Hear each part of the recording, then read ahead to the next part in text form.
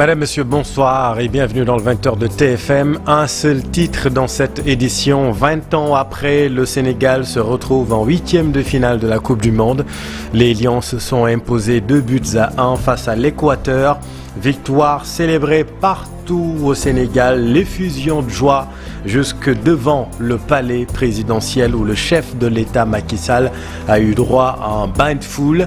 Les Sénégalais sont sortis en masse pour célébrer la qualification des Lions de la Teranga.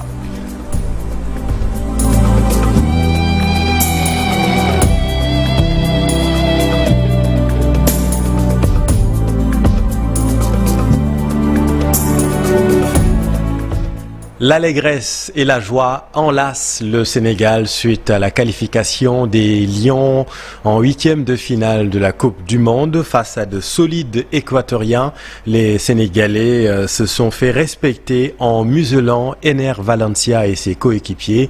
Score final 2-1. Le film du match avec Cheikh Sadibou Diarra. Il fallait le faire. Le Sénégal l'a fait pour reprendre la nouvelle chanson de Youssou N'Dour. Une seule option s'offrait au Sénégal pour filer en 8e de finale. C'est de battre l'Équateur. Un défi bien relevé par les Lions qui entament tambour battant la rencontre, obtenant 2 belles occasions dans les 5 premières minutes de jeu. L'attaquant Boulaye Dia manque de précision sur la plus franche. L'équipe d'Aliou Cissé, qui a titularisé pour la première fois dans ce mondial les milieux Pathé Ciss, Pape Gueye et l'attaquant Iliman Ndiaye, continue de mettre la pression que va rater Idrissa Gana Gueye pour cumul de cartons jaunes. Avec 6 points, 5 buts inscrits, 4 encaissés, le Sénégal termine 2e de la poule A derrière les Pays-Bas qui totalisent 7 points après leur victoire face au Qatar 2-0. Sadibou, les Lions naturellement heureux et fiers de se retrouver sur les traces de leurs années de 2002. Voici quelques réactions recueillies par nos équipes à Doha. Croyez en nous, on sait qu'on est capable de faire de grandes choses. Maintenant, on l'a encore démontré ce soir. Même quand on est dos au mur, on est capable de sortir nos forces, sortir la force sénégalaise pour se mettre en bataillon et aller de l'avant. Je vous ai dit, la première bataille a été perdue contre les Pays-Bas, mais ensuite on a gagné les 2 autres batailles qui nous ont permis de se qualifier. Et aujourd'hui, on peut être content. Maintenant, c'est des batailles décisives. C'est vraiment la guerre, 8e de finale, on verra bien. Maintenant, on peut être très très content, surtout dédier cette victoire à la famille de Papa Bouba Diop parce que voilà, j'ai vu les vidéos qu'ils ont mis sur les réseaux sociaux. Moi, ça m'a touché, ça a touché tout le monde. On en a parlé encore. C'était vraiment une date spéciale pour nous et voilà, avoir la qualification ce jour. On peut remercier Dieu, on peut remercier tout le monde et surtout voilà, la famille de Papa Bouba Diop. Mais voilà, alhamdoulilah. On est fiers, merci de leur soutien. Voilà, on avait à cœur de gagner aujourd'hui face à cette grosse équipe. Et voilà, Inch'Allah, on va aller le plus loin possible. En tout cas, merci à vous. Et on est ensemble, ça ne bouge pas. Capitaine Kalidou Koulibaly et de Pape Gueye. Une victoire, une qualification qui fait du bien à tout le peuple sénégalais, crispé au début du match, mais libéré, mais surtout délivré au coup de sifflet final. Illustration à la fan zone de Yoff avec Maïmouna Ndiaye. Un match déterminant, Sénégal-Équateur. Une rencontre qui a drainé tous ses supporters. Nous sommes à la fan zone de la place Mamadou Diop de Yoff. Beaucoup d'occasions pendant les premières minutes, mais on ne désespère pas. Ismaïla Sarr qui marque le premier but par penalty, une réalisation qui change le rythme du jeu. La première mi-temps c'était bonne.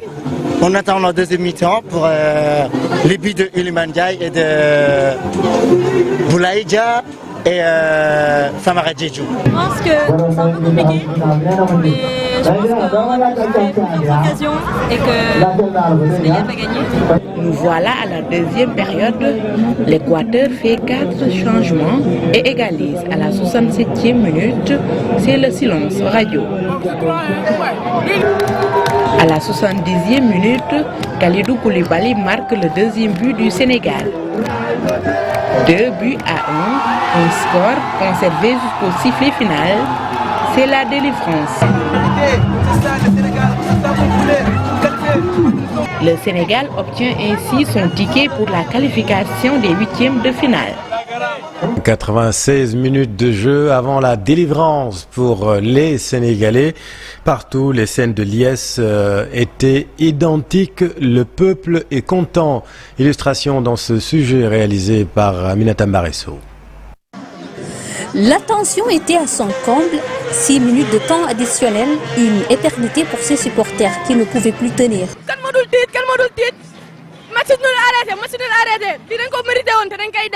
supporter moo dana metti fii da ngay supporter bay bëgg a dee dañoo xaar rajo fu ne dugg nañ fa pour xool bi. Il fallait le faire, les Lions de la Teranga l'ont fait. La bande à Kalidou Koulibaly décroche ainsi son ticket pour le huitième de finale à la 70e minute sur une tête de son capitaine.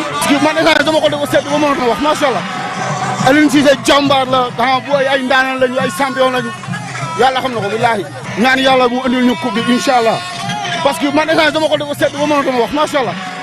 ñu ngi xaar lu gën a métti gars yi nañ préparé de taxaanuñu Sadio Mané na xelam dal. Sénégal amuloon am nañ ko muy coupe d'Afrique tey ñu ñëw coupe du monde ñu qualifié ñu ngi naan suñu borom mu gën ñoo kawel.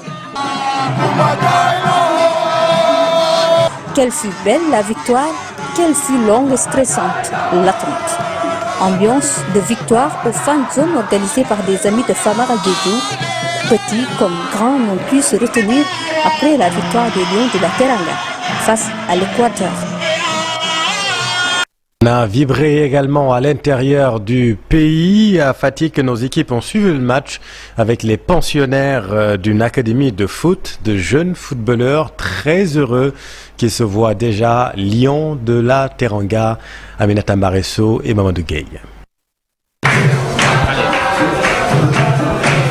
Quelques notes d'Assiko pour mettre de l'ambiance dans cette salle de l'Académie internationale KN Foot. Des dizaines de jeunes pensionnaires ont tous les yeux rivés sur le petit écran.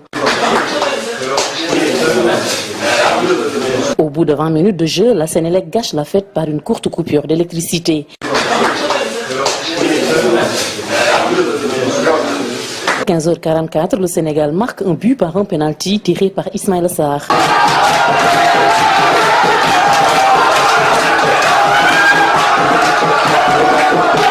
À l'égalisation, les nerfs s'échauffent et le stress augmente chez ces footballeurs en herbe. Le Sénégal revient en force et marque son deuxième but face à l'Équateur.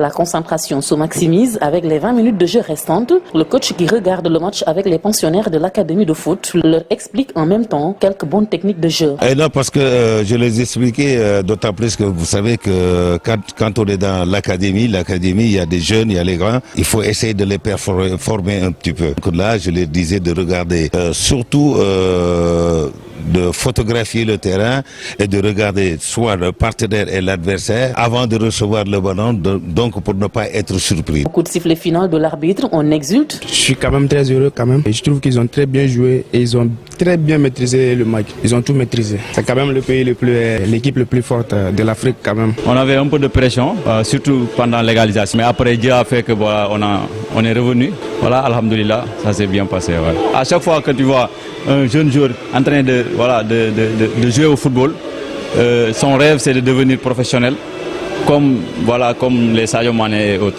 Ici, la fête est partie pour être longue.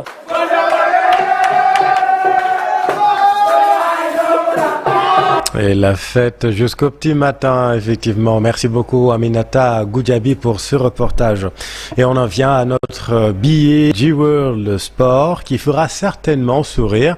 Et pour cause, ce sont de petites histoires, somme toute amusantes, mais de petites histoires aux grandes conséquences qui ont révolutionné les règles du jeu au football.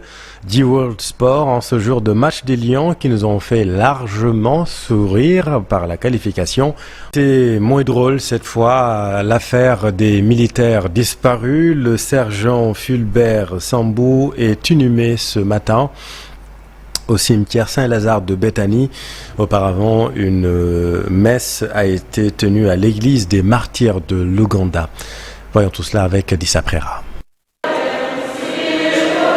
Ils Ils étaient nombreux à venir assister à la messe dédiée à feu Fulbert Sambou à l'église des martyrs de l'Ouganda. Ses collègues, voisins, amis et proches parents ont prié pour le repos. Dans une ambiance pesante, la tristesse était visible sur tous les visages. 2 heures durant, l'on s'est rappelé de sa vie sur terre, de ses bonnes relations avec ses amis, mais aussi avec ses collègues de travail. Des collègues qui sont venus nombreux assister à la messe. Une messe qui a pris fin vers 12h30 et le cortège mortuaire s'est ébranlé vers le cimetière Saint-Lazare de Bethanie où l'enfant de Nimon est désormais enterré. Pour rappel, le corps sans vie de Fulbert Sambou a été repêché il y a quelques jours. Le sergent de l'armée sénégalaise avait disparu quelques jours auparavant. Verdict du procès de Tchiki. Le juge a retenu 2 mois fermes d'emprisonnement pour Omar Ndione, 1 mois pour Lamine Sonko, Modou Diop et Diakhaté Diop, reconnus coupables pour coups et blessures volontaires. Maître Abdoulaye Tal est au micro de notre équipe à Mbour. Après avoir souverainement apprécié les faits qui sont soumis à son appréciation, a relaxé Mamadou Boy et Ibrahima Diaw, purement et simplement de tous les chefs d'infraction, a relaxé les autres prévenus, Lamine Sonko, Modou Diop et Diakhaté Diop, des chefs de destruction de biens appartenant à autrui, de violence et voies de fait et de violation de domicile, et les a déclarés coupables de coups et blessures volontaires ayant entraîné une incapacité de travail temporaire de 45 jours et de 21 jours à l'endroit de Abdourahmane Dione et de Omar Dione, et les a condamnés chacun à 1 mois d'emprisonnement ferme. Ce même tribunal a déclaré Omar Dione coupable des faits de coups et blessures volontaires sur les personnes de Ousmane Diop et de Mapaté Mbaye, et l'a déclaré coupable de ce chef et l'a condamné à 2 mois d'emprisonnement ferme, ainsi qu'au paiement de différentes sommes d'argent à titre de réparation aux parties civiles. Et nous retenons qu'effectivement, nous sommes satisfaits à moitié, parce qu'effectivement, nous avons vu que le tribunal a fait son tout pour équilibrer, parce qu'il s'agissait de 2 camps. Je pense que le sieur Omar Ndione a été catalogué comme la personne qui est à l'origine de tout. Maintenant que le tribunal vient de rendre sa décision, vient de livrer son verdict, je pense que c'est lui la première personne qui doit apprendre. Haute tension dans la commune de Diamanalari entre le maire et les populations. Ces dernières accusent la municipalité d'opérer un faux lotissement. Explication Bakary Conté. Brûle entre le maire Seni Diallo et les populations de Dianamalari suite à un lotissement jugé anormal. Selon ses habitants, plusieurs parcelles ont été illégalement vendues, des clôtures, des maisons terrassées, des manguiers, orangers, anacardiers, entre autres. Moussa Dramé Balaké, porte-parole des populations. On nous a signalé que le chef de service cadastre, je vais le nommer nommément, il s'appelle Mouché Faye, c'est lui qui est à Sidjou. On nous a soufflé qu'il est dans les parcelles. On l'a trouvé là-bas, on lui a demandé « Qu'est-ce que tu fais ici ?» Il dit qu'il fait le bornage. On lui a dit que le lotissement là n'est pas valable. Vous êtes venu non seulement le samedi, votre véhicule n'a pas de matriculation et vous n'avez pas d'ordre de mission. Et le lotissement n'a pas été validé. Donc vous êtes en train d'accompagner le maire dans ses deals. Depuis qu'on lui a dit ça, il a quitté les lieux. Il ajoute « Nous ne sommes pas d'accord sur la façon de faire du maire. C'est un dictateur. Tout ce qu'il est en train de faire, on est en train de l'accompagner. Le maire ne peut pas être un agent voyé, il ne peut pas être maître d'ouvrage, le maire ne peut pas être un entrepreneur, il ne peut pas être tout. Et dans ce cas précis, c'est lui qui a tout fait. Il demande au président Macky Sall de réagir. Depuis 7 ans, l'affaire est là. Les gens ont porté individuellement, il n'y a rien. On s'adresse à monsieur le président de la République, Macky Sall. Dianamalari fait partie du Sénégal ou bien elle ne fait pas partie du Sénégal. Parce qu'on ne peut pas nous laisser à nous-mêmes. On a nos problèmes. On ne les règle pas. Et si on se tue ici, on nous prend, on nous emprisonne. Avant que vous ne ramassiez des cadavres ici, venez régler le problème de Dianamalari. Ces populations demandent à tous ceux qui ont acheté des parcelles à Dianamalari d'aller récupérer leur argent auprès du maire car ce lotissement n'est pas valable. Nous nous sommes rendus à la mairie mais le maire n'était pas sur place et il est injoignable au téléphone. Merci Bakary.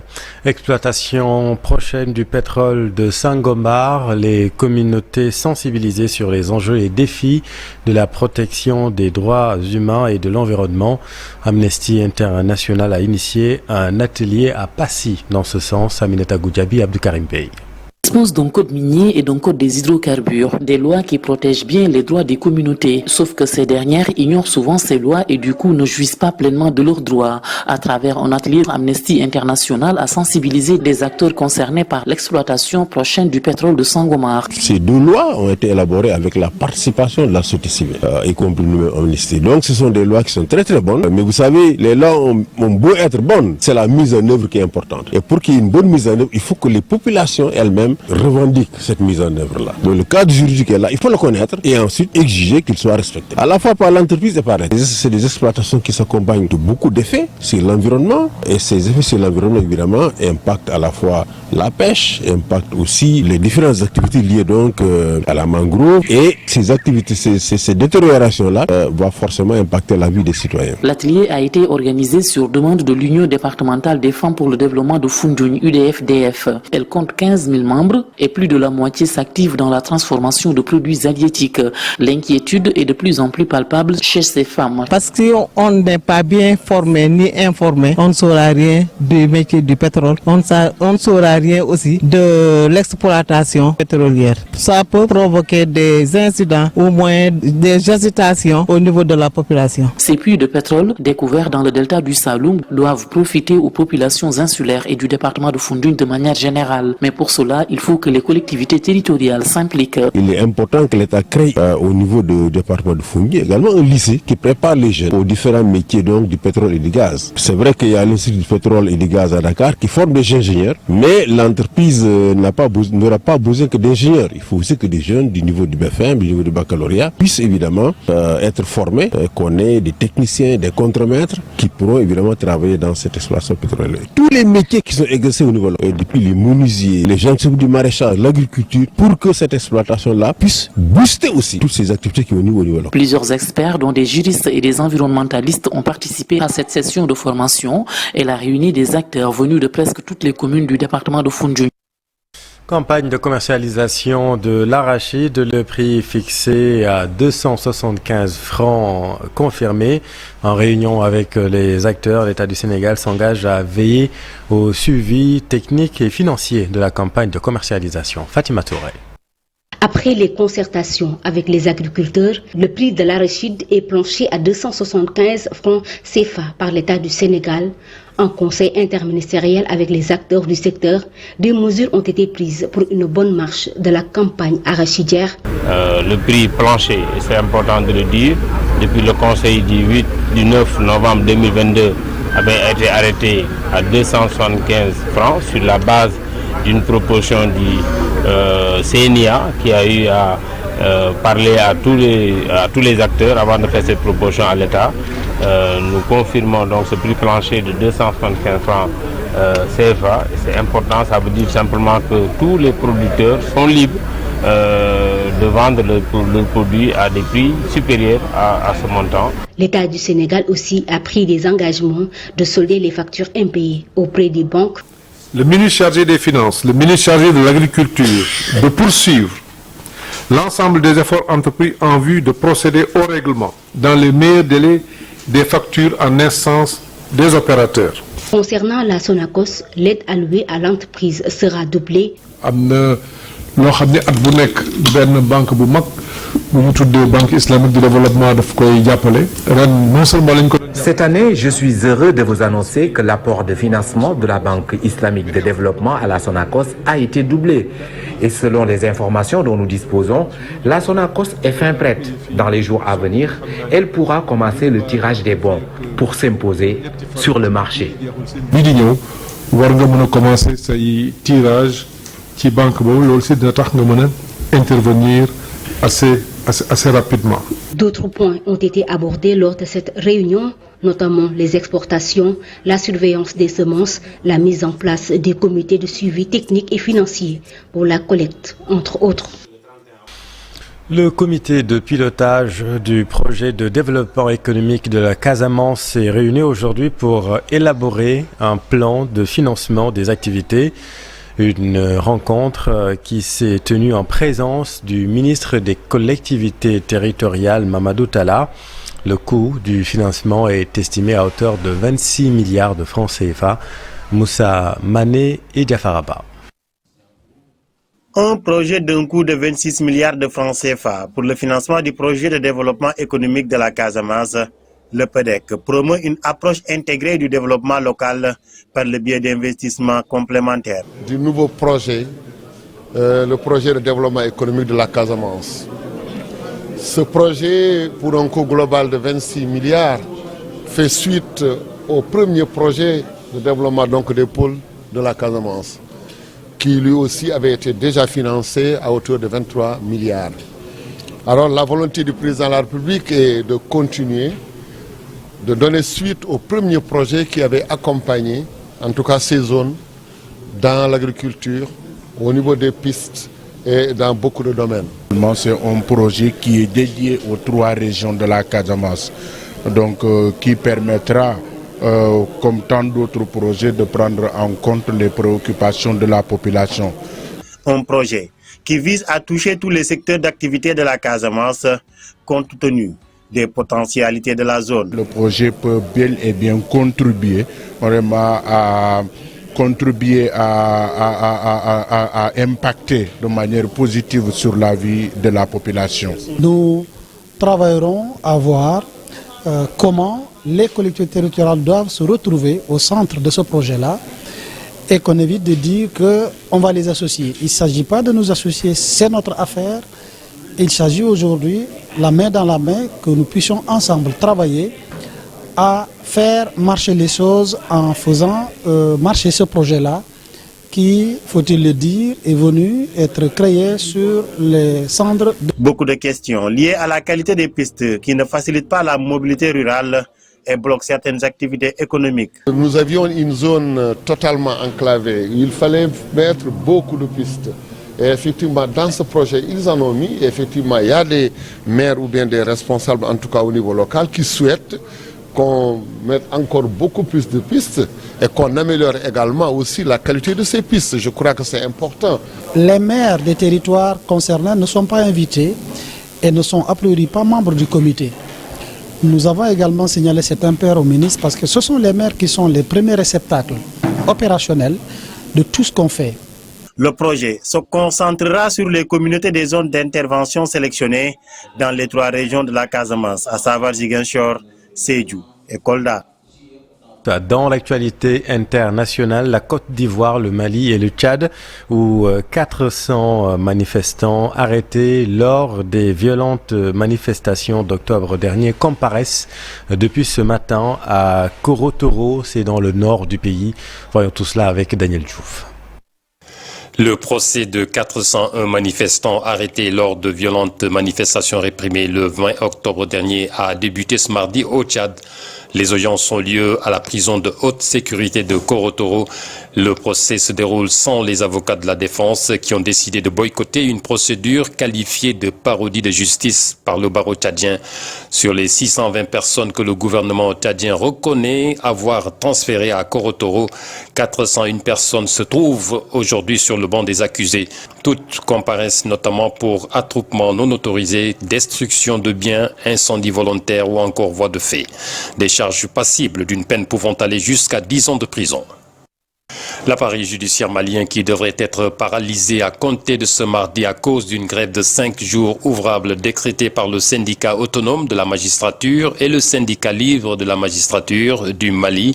Malgré un service minimum, il sera impossible de tenir la plupart des procès prévus. Les commissariats risquent d'être bondés de personnes en garde à vue. Les syndicats entendent par ce mouvement de débrayage réclamer l'abandon d'un projet de loi destiné à favoriser, selon eux, une poignée de magistrats. Le projet de loi controversé proroge l'âge de la retraite des magistrats de la Cour suprême, une illégalité, estiment les syndicats qui soupçonnent le gouvernement malien de vouloir maintenir en fonction des conseillers de la Cour suprême qui seraient proches du pouvoir exécutif. Pour pallier au manque de magistrats, la solution est simple, selon ces grévistes, il faut en recruter. La rentrée judiciaire est prévue le 1er décembre. Les magistrats maliens ont décidé de boycotter ce rendez-vous important présidé par le chef de l'État. Et puis en Côte d'Ivoire, Charles Blé Goudé, ancien ministre de Laurent Gbagbo, rentré samedi à Abidjan après plusieurs années d'absence, a rencontré ce mardi le ministre en charge de la réconciliation nationale. Pour Charles Blé Goudé, cette audience était l'occasion de remercier de vive voix les autorités ivoiriennes pour avoir facilité son retour. Lors de son étape au Ghana vendredi dernier, Charles Blé Goudé explique avoir été interrogé pendant 1 heure par les services de police ghanéens qui voulaient l'arrêter au nom d'un mandat d'arrêt international qui pèse contre lui. Mais l'intervention des autorités ivoiriennes a permis, selon lui, de dénouer la situation. Face à la presse, Charles Blé Goudé a tenu à porter un message de paix à ses concitoyens. Merci Daniel, c'est la fin de cette édition. Merci infiniment de l'avoir suivi. L'info continue dans un instant avec Papa Blaider et son invité ce soir, Monsieur Diallo Souleymane. Restez avec nous, vous êtes au bon endroit et allez les Lions.